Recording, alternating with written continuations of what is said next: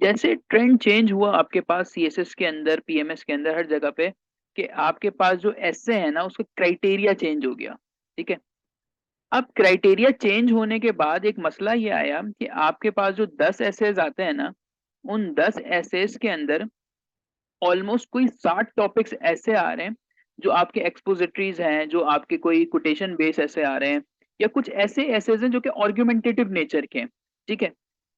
अब जो बाकी 3 टॉपिक्स आते हैं वो आपके पास आते हैं जनरल, जिसे हम कह सकते हैं, जैसे इसके अंदर ग्लोबलाइजेशन है, इसी तरीके से आपके पास विमेन इश्यूज आ सकते हैं, टेररिज्म आ सकता है इसके अंदर। अब ये वो टॉपिक्स हैं बेटा कि हर बच्चा ना इसकी तरफ जाता है। अब आप सीएसएस स्पेशल के अंदर देखिए, जो 3 टॉपिक्स उन्होंने दिए, तो उसमें एक सबसे हल्का टॉपिक कौन सा था? यूनिपोलर वाला।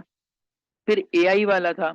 इसी तरीके से इसके अलावा उन्होंने एक विमेन वाला भी टॉपिक दिया था। अगर आप 10 बच्चों से पूछे ना, एग्जामिनेशन हॉल के बाहर 10 स्टूडेंट्स आप पूछें, तो वो पता है क्या बोलेंगे? उसमें से 5 ऐसे होंगे जिन्होंने जी विमेन वाला किया क्योंकि उन्होंने मिस इंटरप्रेट किया, 3 ऐसे होंगे जिन्होंने एआई किया होगा, और 2 ऐसे होंगे जिन्होंने ये यूनिपोलर वाला किया होगा।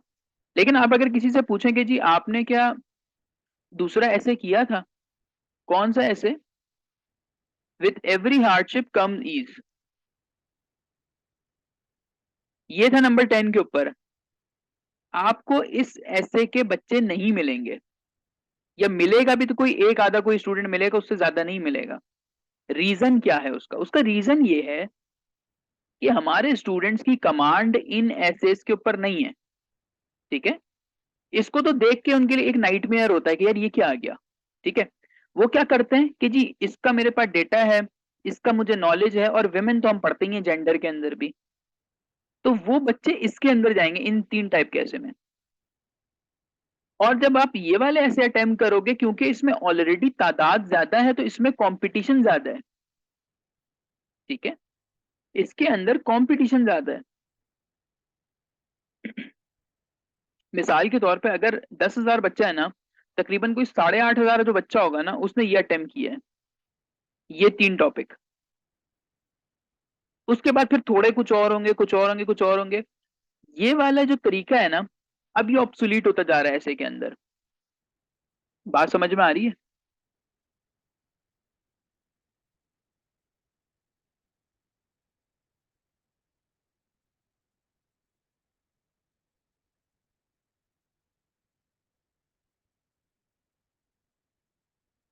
ओके।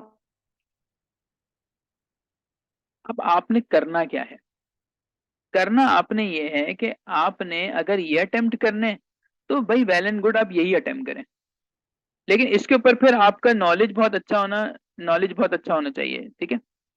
दूसरी चीज कि अगर आप इन एसेस के ऊपर है, मतलब आपका एक जहन बना हुआ है बेटा कि भाई मैं वो हूं जो कि ऐसे कैसे सिलेक्ट करता हूं, मैं ऐसे सिलेक्ट करूं कि भाई मैं सबसे पहले देखता हूं मेरे पास फैक्ट एंड फिगर किसके हैं। ठीक है। मेरे पास कोटेशंस किसकी मौजूद हैं, मैंने रीड किसके बारे में किया हुआ है। अगर मैं इन 3 चीजों के हिसाब से जाता हूं ना, तो फिर वही घिसे पिटे टॉपिक जो मुझे टीचर बता देता है। टीचर ने बोला कि जी ग्लोबलाइजेशन करें, ग्लोबल वार्मिंग कर लें, आप जो है टेररिज्म कर लें, आप जो है एजुकेशन तैयार करके चले जाएं, बस ये 4 कर लीजिए, तो आपने इसको रटा हुआ है, तो आप लाजमी इसकी तरफ जाएंगे। ठीक है। अब अगर हम बात करते हैं कि लिटरेरी एसेज इसमें से डिफरेंट क्यों है, उनका डिफरेंट होने का जो क्राइटेरिया वो मैं आपको बताता हूँ। एक नॉर्मल ऐसे आप अटेम्प्ट करते हैं, आप डालते हैं इंट्रोडक्शन, थीसिस, कोई हिस्ट्री आ जाएगी उसकी, या कोई टाइप्स बता दोगे। उसके बाद आप देते हो फैक्टर्स प्रूविंग, फिर कॉजेज, रिकमेंडेशन, और इस तरह से एक सिलसिला आपका चलता है।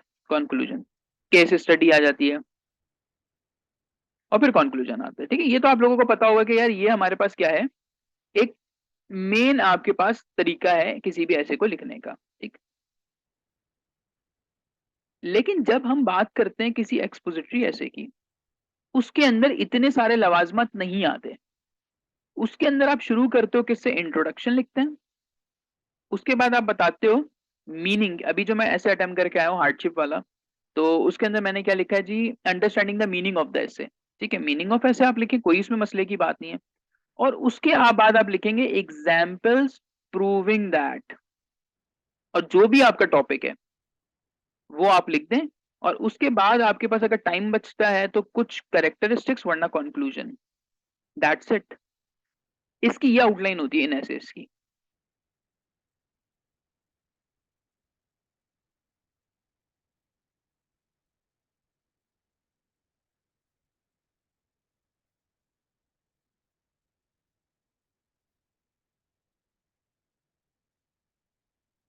क्लियर हो गया आप लोगों का मामला?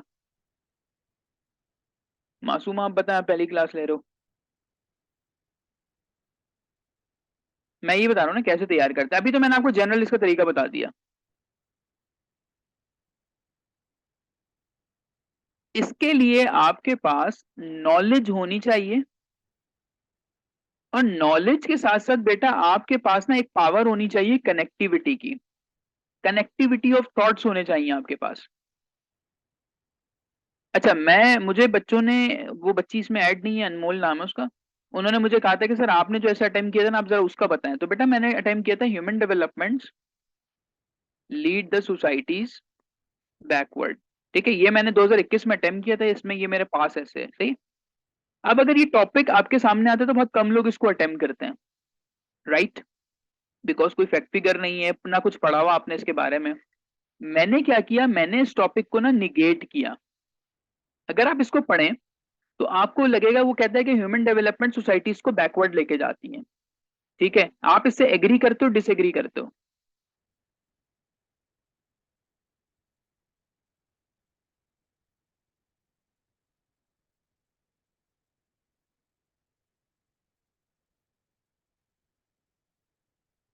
एमन कहती हैं कि वो जो है वो डिसएग्री करती हैं। आप बताओ मासूमा।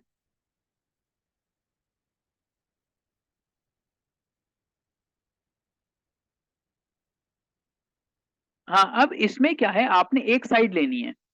ठीक है, अगर कोई कहता है, देखिए दो चीजें ना, वो नंबर वन, एक स्टूडेंट होगा वो बोलेगा मैं एग्री कर रहा हूँ इससे, एक स्टूडेंट कहेगा मैं डिसएग्री कर रहा हूँ। मैं उनमें से था जिन्होंने डिसएग्री किया, सही। मैंने इसको डिसएग्री क्यों किया, क्योंकि मुझे ऐसा फील होता है कि जी ह्यूमन डेवलपमेंट सोसाइटीज को फॉरवर्ड ही लेके गई है, बैकवर्ड तो नहीं लेकर गई। अब हमने क्या करना है, इस तरह के एसेस के अंदर सबसे पहले हम हेडिंग डालेंगे किसकी, इंट्रो की, थीसिस की। उसके बाद आप ये कर सकते हैं, जैसे इसमें ह्यूमन डेवलपमेंट है ना, तो आप लिख सकते हैं अ cursory glance of human development, human development. What is the meaning of a cursory glance of human development? आपने इसमें बताना है, जैसे मैंने अपने ऐसे के अंदर लिखा था, जैसे सबसे पहले आपको पता है सुई इजाद हुई, सुई के बाद जी फायर का यूज आया, फिर जी व्हील बना, फिर आहिस्ता आहिस्ता आहिस्ता इजाद होते होते आज हम एआई के दौर में बैठे हुए हैं।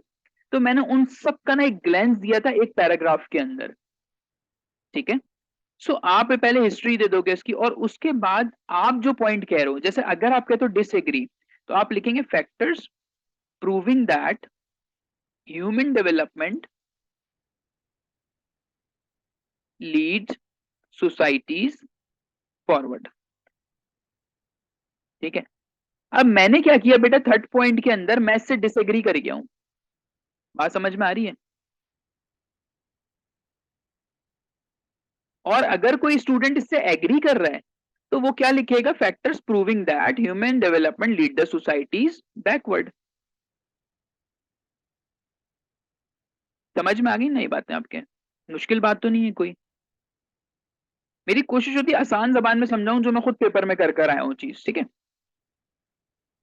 अब देखें बेटा, अब इनमें करना क्या है आपने, इस हेडर के अंदर ना, अब इस हेडर में आपने क्या करना है, एग्जाम्पल्स देनी है। जैसे पहले बात कर लेते हैं किस चीज की, पहले बात कर लेते हैं कि डिसएग्री की। ठीक है, कि जो स्टूडेंट डिसएग्री कर रहा है वो सबसे पहले क्या आर्ग्यूमेंट देगा। ह्यूमन डेवलपमेंट में सबसे पहली चीज अगर मैं देखूं तो मैं कह सकता हूँ मोबाइल फोन, सही है। अब मोबाइल फोन्स ने कैसे आगे लेकर गया ये मुल्कों को और कौमों को, कैसे आगे लेकर जा रहा है, इसमें मैं डालूंगा एजुकेशन का फैक्टर।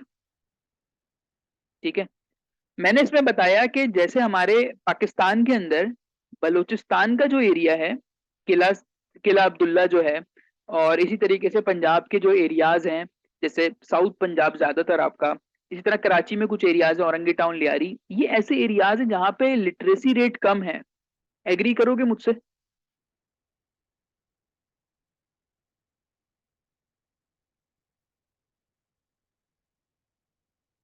ठीक है, आप एग्री कर रहे हैं मुझसे इस बात में कि उन एरियाज का लिटरेसी रेट क्या हुआ हुआ है, कम हुआ हुआ है, तो हम ये कहेंगे कि जब से मोबाइल फोन इजाद हुआ है तो अब आपको ऑनलाइन कोर्सेज मिले। ठीक है, मैट्रिक पास बंदा भी, उसे मोबाइल चलाना आता है, उसने ऑनलाइन कोर्सेज करके वो किसी ना किसी तरीके से बेटरमेंट की तरफ जा रहा है। ठीक है, और जिस प्रिज्म से आप ऐसे को देख रहे हो, आपने अपनी बात को प्रूफ करना होता है।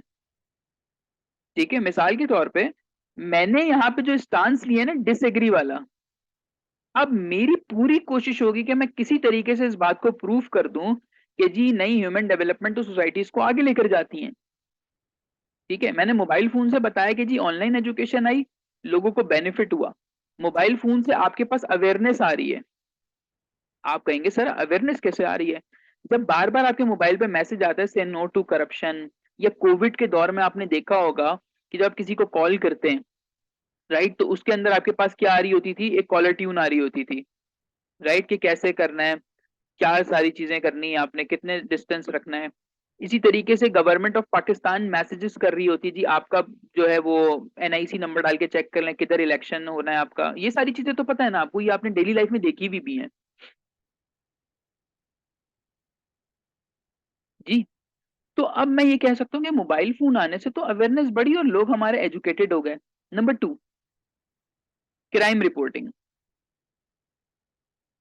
भाई माशरे में क्राइम हमारा जो होता है ना, वो हो गया, खत्म हो गया, पुलिस ने रिपोर्ट ही नहीं लिखी, तो इस तरह क्या होता है कि माशरा साइकोलॉजिकल इश्यूज का शिकार हो जाता है, चीटिंग बढ़ जाती है, फ्रॉड बढ़ जाता है। अब क्या हुआ जी, आप वीडियो बनाते हैं, सही, आपने वीडियो बना ली, आपने कोई सबूत पेश कर दिए, वहां पे कोई प्रूफ आपने बता दिया उठा के, प्रूफ जो हो गया आपके पास, इससे क्या हुआ जी, कल्प्रिट पकड़ा गया, जस्टिस हो गया, माशरा अच्छा हो गया आपका। इस सादी सी चीज है बिल्कुल। इसी तरीके से हम ग्लोबलाइजेशन की बात करेंगे। भाई पहले शिप्स में जब सामान जाता था,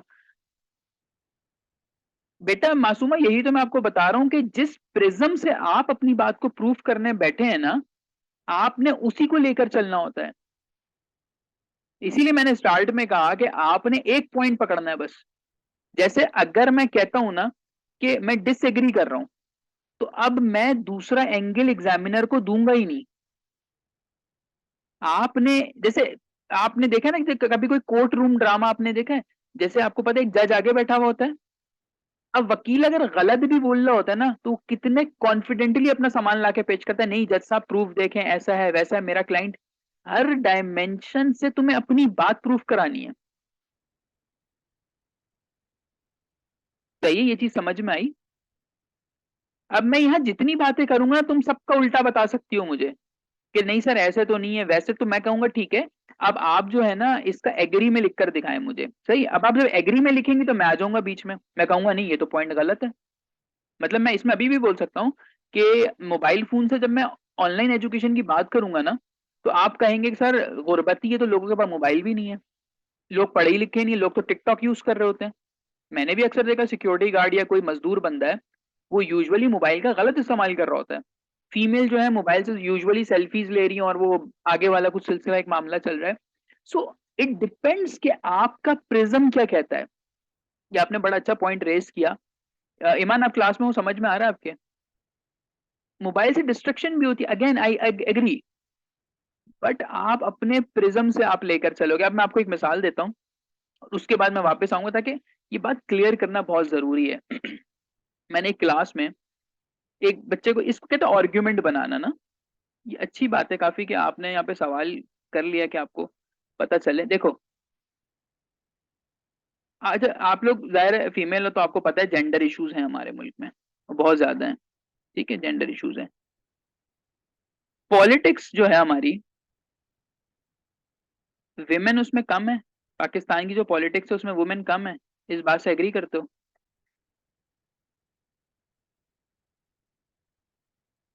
ठीक हो गया। अच्छा, अब इसमें ना दो डायमेंशन आती है, एक जो है कि एग्री करेंगे इससे, और एक बंदा है वो डिसएग्री करेगा। पहले हम देखते हैं एग्री वालों को कि एग्री वाले क्या कहते हैं। अगर मैं एग्री मैं बोलूं भाई देखें, फातिमा जिन्ना सबसे पहले आई, राना लियाकत आई, बेनजीर भुट्टो आई, ठीक है, फिर हिना रब्बानी खैर आपके पास मौजूद हैं, ठीक है, अभी वो बिलावल की बहन आसफा भुट्टो जरदारी वो पॉलिटिक्स में है, शीरी रहमान पॉलिटिक्स के अंदर आ गई हैं आपके पास, एंड लिस्ट गोज ऑन, ठीक है। ये फीमेल जो है पॉलिटिक्स में मौजूद हैं। अगर आप एशिया की बात करें तो इसमें आप देखें इंदिरा गांधी, ठीक है, इसी तरीके से बेनजीर भुट्टो, हसीना वाजिद, आप श्रीलंका में जाएं तो बंदर नाइके, ठीक हो गया।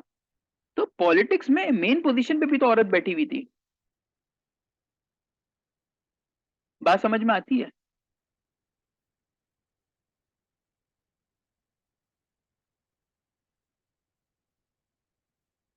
बता रहा हूं ना, इक्वल रिप्रेजेंटेशन तो रिक्वायरमेंट ही नहीं है ना आपकी। हम इक्वल रिप्रेजेंटेशन की बात नहीं कर रहे, अभी हम सिर्फ ये बात कर रहे हैं कि पाकिस्तान की पॉलिटिक्स में जो विमेन है वो हैं या नहीं है। तो जो एग्री करने वाले हैं वो आपको ऐसे बताएंगे कि जी हैं, बिल्कुल है, सही है।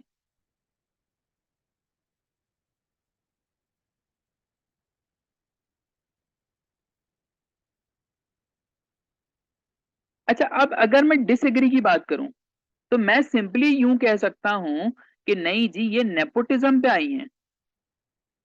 मैंने एक किताब पढ़ी बेटा जेंडर की, वो मैंने अपने यूट्यूब पे भी डाली थी पढ़ने के बाद।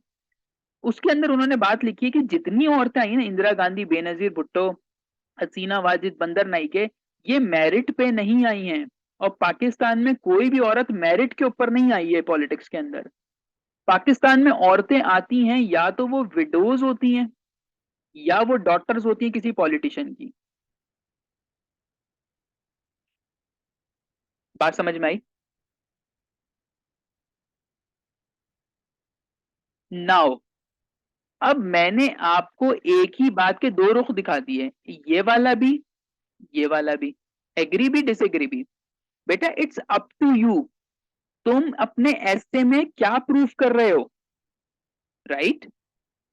तुम अपने ऐसे में क्या बात लेकर चल रहे हो। अगर तुम ये दिखाना चाहते हो, जैसे आपके पास एक टॉपिक आता है, gender equality is a myth, ठीक है, gender equality is a myth, और तुम कहते हो नहीं जी जेंडर इक्वालिटी तो है, सही है। तो तुम क्या करोगे, तुम इस पॉइंट को पकड़ोगे जिसमें औरतों की तादाद है, ये वाला, ठीक है। तुम क्या बोलना शुरू करोगे कि नहीं जी आप देखें सही, इतनी औरतें हैं, फिर आप बताएंगे फिनलैंड में है, रवांडा में औरत है, पाकिस्तान में जी बेनजीर भुट्टो साहिबा ने दो दो दफा हुकूमत कर ली, एक बड़ी अजीम लीडर थी। तुम अपने इस बात को पॉजिटिव लेके चलोगे और हर मुमकिन कोशिश करोगे कि तुम इसको प्रूव कर दो,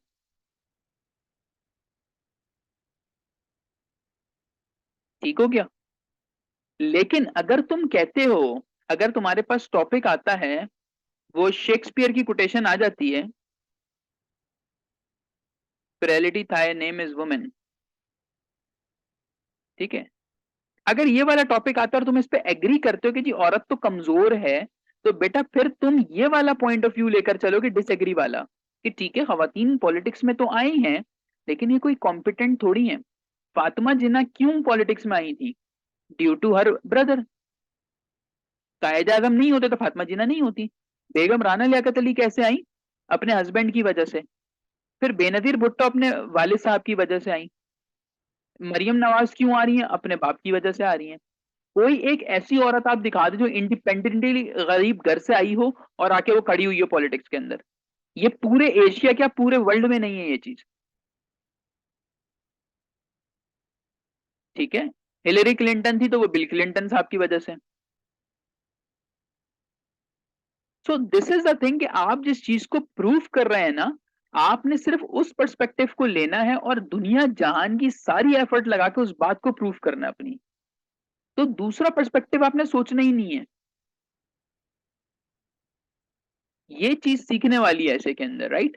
अब जैसे मैंने यहाँ पे बताया कि जी आपके पास जब से ह्यूमन डेवलपमेंट आई तो ग्लोबलाइजेशन आपके पास बढ़ गई। ग्लोबलाइजेशन बढ़ने से क्या हुआ, आपकी इकोनॉमीज स्ट्रांग हो गई हैं। यहां पे मैं एक पॉजिटिव पहलू दिखा रहा हूं आपको डेवलपमेंट्स का, ठीक है। इसी तरह से ऑनलाइन बैंकिंग की बात करेंगे। भाई पहले क्या होता था, ट्रांजेक्शन्स में डर लगता था, अब आपकी बैंकिंग ट्रांजेक्शन स्मूथ हो गई हैं। इसी तरीके से आप जो है बहुत सारी चीजें कर, जैसे इंफॉर्मेशन, आप बैठे बैठे गूगल पे कोई भी इंफॉर्मेशन ले सकते हैं, ठीक है। आप न्यूज को वेरीफाई कर सकते हैं। आप यहाँ बैठे आपको पता चल जाएगा कि एक फिजी आइलैंड है, कि वहां क्या हो रहा है, राइट। इसी तरीके से आप जो है वो किसी एक सिविल इशू के ऊपर भी बात कर सकते हैं। इसके अंदर आप ट्रेंड्स चला सकते हैं वाया ट्विटर। ये सब ह्यूमन डेवलपमेंट तो है, ठीक है। सो आपने इसमें 8 से 10 पॉइंट देने बस। ये जो हमारा हेडर है ना, जिसमें हम एग्जांपल्स प्रूव कर रहे हैं, एग्जांपल्स प्रूविंग दैट, इसमें आपने 8 to 10 पॉइंट देने। मासूमा क्लियर हो गया यहां तक?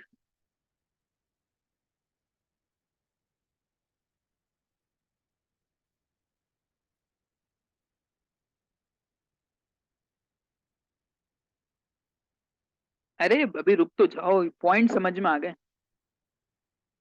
अब यहाँ पे आपने इसकी कैसे लिखनी है एग्जांपल्स। Number 1, artificial intelligence.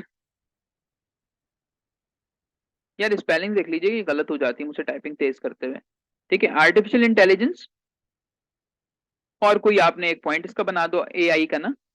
जैसे मिसाल के तौर पे मैं बना दूंगा जी, ease of ease of shopping,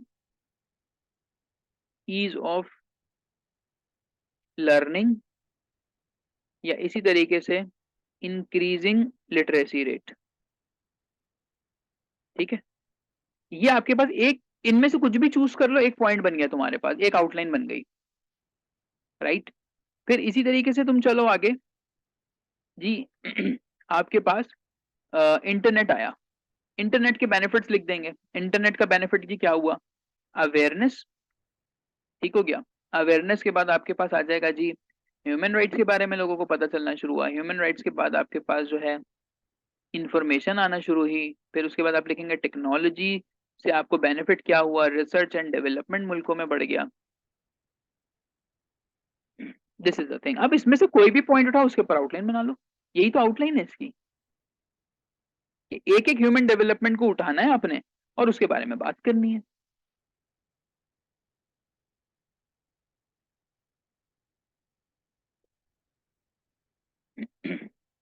अच्छा, इस तरह से आपने 8 से 10 पॉइंट देने, किस चीज के, जो बात आपने प्रूफ करनी है। ईमान आपको भी समझ में आ गया, क्योंकि आप शुरू से क्लास में हो।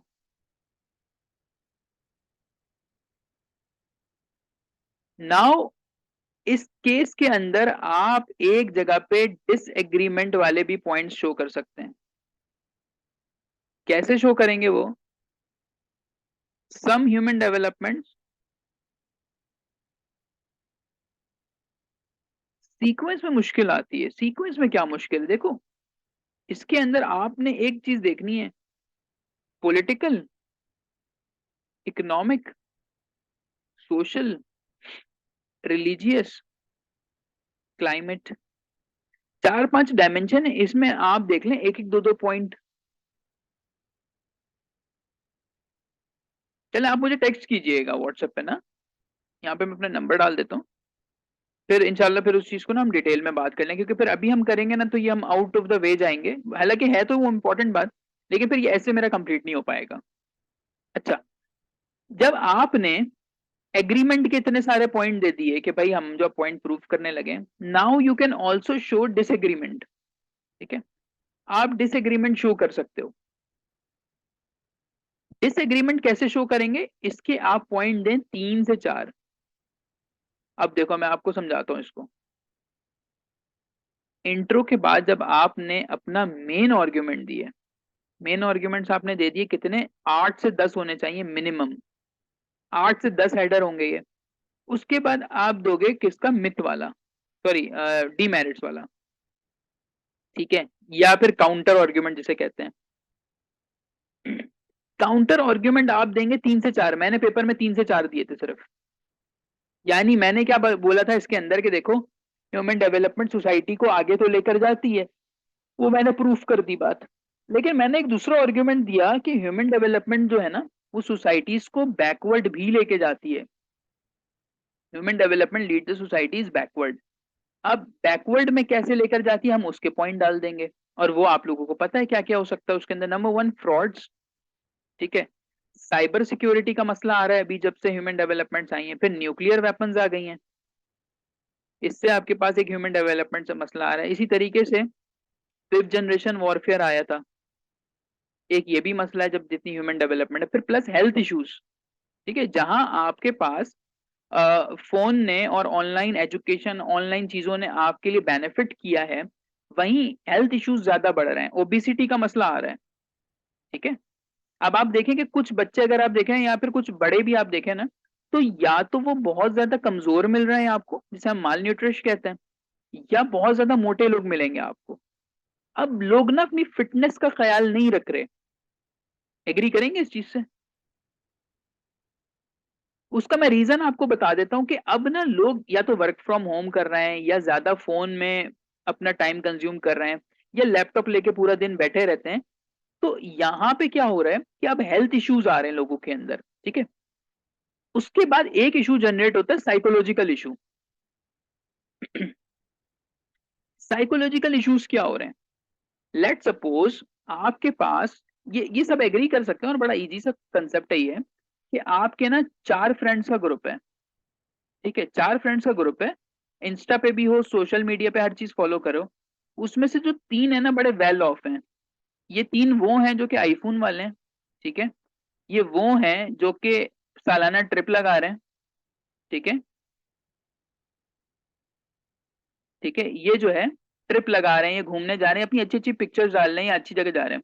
आप जो हो बेटा, आप मिडिल क्लास बैकग्राउंड से बिलोंग कर रहे हो। ठीक है। आप स्टडी कर रहे हो सीएसएस की, ये लोग नहीं कर रहे, लेकिन इनकी लाइफ बहुत लग्जूरियस है।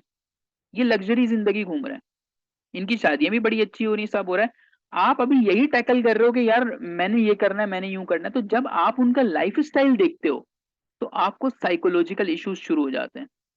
आप खुद से क्वेश्चन करना शुरू कर देते हो, भाई मैं सही कर रही हूँ या नहीं कर रही, या मैं सही कर रहा हूँ या मैं नहीं कर रहा। आपको लगता है मैं तो नाकाम हूं, और जिंदगी उसी की है जिसके पास आईफोन है। ठीक है ना? तो ये आपको साइकोलॉजिकल डिसऑर्डर में आ रहा है। लोग खुदकुशियां कर रहे हैं भाई इसको देखकर। जिस बेचारे के पास मेहरान है, वो जो अपने से बड़े किसी शशके वाले फॉर्च्यूनर को देख रहा है कि यार वो तो देखो फॉर्च्यूनर वाला अपने साथ सेल्फी डालता है, कभी मेहरान वाला अपनी गाड़ी के साथ सेल्फी नहीं डालता। ठीक है। सो हम एक ऐसी सोसाइटी में रह रहे हैं और साइकोलॉजिकल इश्यूज बढ़ना शुरू हो रहे हैं। एग्री करोगे इस चीज से?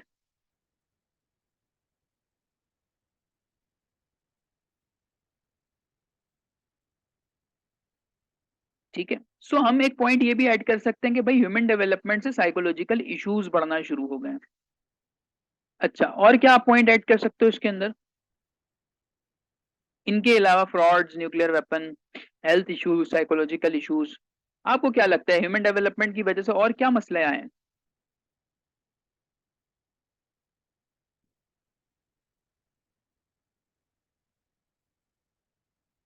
आप लोग भी पार्टिसिपेट करें।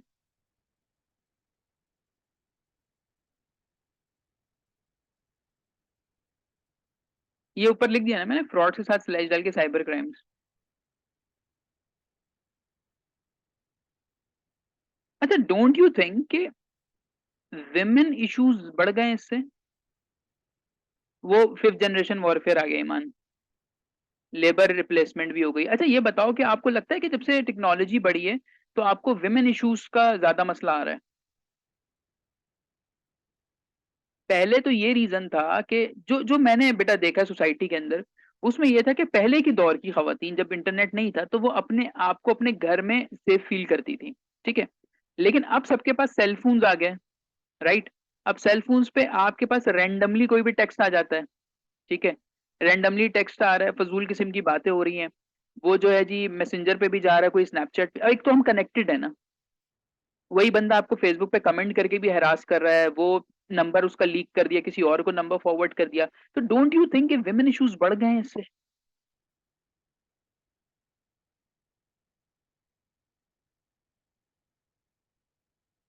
इसके अलावा आप देखें ये जो टीवी ड्रामे आपके पास, जो मीडिया इंडस्ट्री है आपकी, ठीक है, अब मीडिया इंडस्ट्री ने क्या किया है? मीडिया इंडस्ट्री ने कोई ऐसा ड्रामा नहीं लॉन्च किया आज तक जिसने कुछ सोसाइटी को सिखाया हो। जो भी चीज आपके पास आ रही है, इट इज कंप्लीटली लग्जरी। अच्छा, अब कैसे, मैं आपको बताता हूँ। इसमें आपने देखा है कि जब भी आप कोई ड्रामा देखते हैं ना, तो उसमें गरीब घर की स्टोरी होती है। तो आपने ये देखा होगा कि जो गरीब घर की औरतें हैं ना, वो हमेशा आपको दुपट्टे में मिलेंगी, ये नोट करिएगा, और दीनदार होंगी। सही है। और जो अमीर घर की होंगी ना, वो मतलब दुपट्टा भी नहीं होगा, बाल वाल भी उनके खुले हुए होंगे, और उनका एक लाइफ स्टाइल बड़ा कोई लेविश किस्म का होगा, गार्ड वार्ड उनके पास होंगे। सो हमारी सोसाइटी क्या कर रही है ये दिखा के, इससे पहले तो ऐसा नहीं था।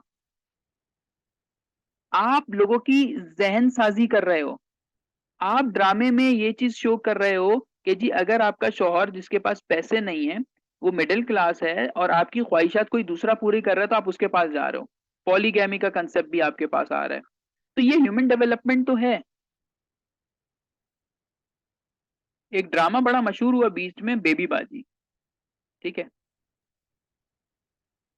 अगर आप बेबी बाजी को एनालाइज करो तो जेंडर, क्योंकि मैं जेंडर स्टडीज पढ़ा रहा होता हूँ, जेंडर स्टडीज के कंसेप्ट पे अगर आप बेबी बाजी को अगर आप देखें, तो इसने फीमेल की एक तरह से तजलील की है। उसने एक ऐसा किरदार दिखाया है ड्रामे के अंदर कि अब लोग समझ रहे हैं कि सारी औरतें और तमाम मर्द अपनी सोसाइटीज में बैठ के ऐसे करें जी हमारी वाली भी ऐसी हैं, दूसरी वाली भी ऐसी हैं। ये क्योंकि मैं सोसाइटी में रहता हूं तो मुझे इन चीजों का पता है। This is human development. आपने अच्छी भली बंदी को नफसियाती कर दिया है। आपने दिखाया था औरत तो होती है लड़ाका है, औरत चक्की भी होती है। किरदार तो और भी मशहूर होने चाहिए थे। और दूसरे एंड पे आप एक ऐसी दिखा रहे हो जो कॉम्प्रोमाइज की जा रही है। सो सोसाइटी अपने हिसाब से चल रही है बेटा। एक सर्टेन एजेंडा है, उस एजेंडा को फॉलो किया जा रहा है। This is human development. बात समझ में आ रही है मेरी?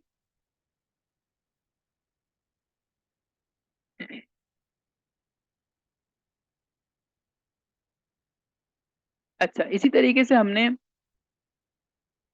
मीडिया के ऊपर भी बात कर ली, हमने न्यूक्लियर वॉरफेयर भी देख लिया।